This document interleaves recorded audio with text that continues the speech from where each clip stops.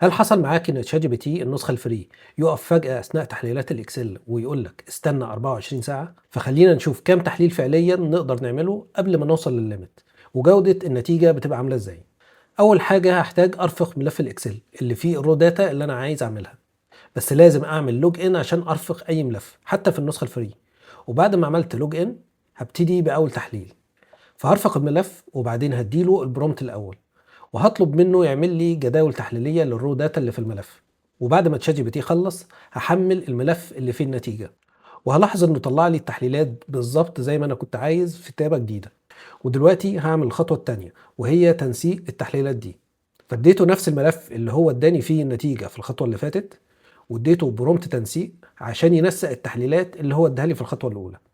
وبعد ما جي بي تي خلص حملت الملف اللي فيه النتيجة، وهنلاحظ انه نسق التحليلات بالظبط زي ما طلبت منه. وانا كنت عملت فيديو قبل كده جربت فيه النسخة الفري، والنتيجة كانت قريبة من النتيجة دي، لكن كان في الاغلب مش بينفذ 100% من التنسيقات المطلوبة زي ما عمل دلوقتي. فكان مثلا ممكن ينسق بعض الجداول ويسيب جداول، لكن هنا التنفيذ كان بالكامل.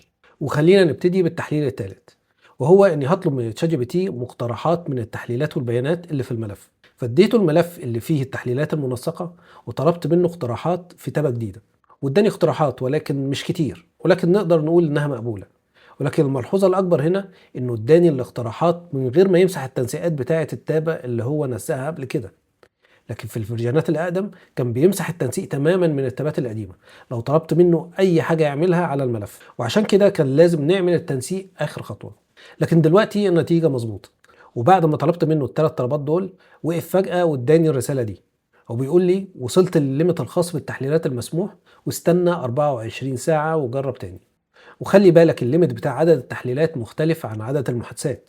فعدد التحليلات هنا كان الليمت بتاعهم 3، ممكن يبقوا أكتر تحليل أو 2 كمان حسب كبر التحليلات اللي أنت بتعملها، واللي برفع فيها ملف إكسل وجي بي تي بيديني فيها ملف إكسل.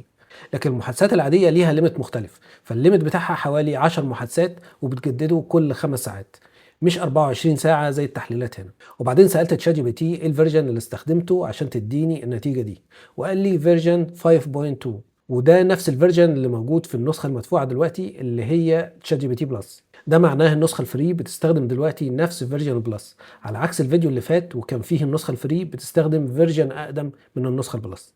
وبالتالي فالمشكلة هنا اللي هتواجهها مع تشات جي بي تي النسخة الفري هي انك هتعمل عدد قليل جدا من التحليلات وبعدين مش هتعرف تكمل غير تاني يوم. ولكن جودة التحليلات بقت قريبة لتشات جي بي تي بلس بنسبة كبيرة. ولو عايز قائمة بالخطوات اللي تمشي عليها عشان تحلل ملفات الاكسل على تشات جي بي تي هتلاقيها في الرابط اللي موجود في الوصف وفي اول تعليق.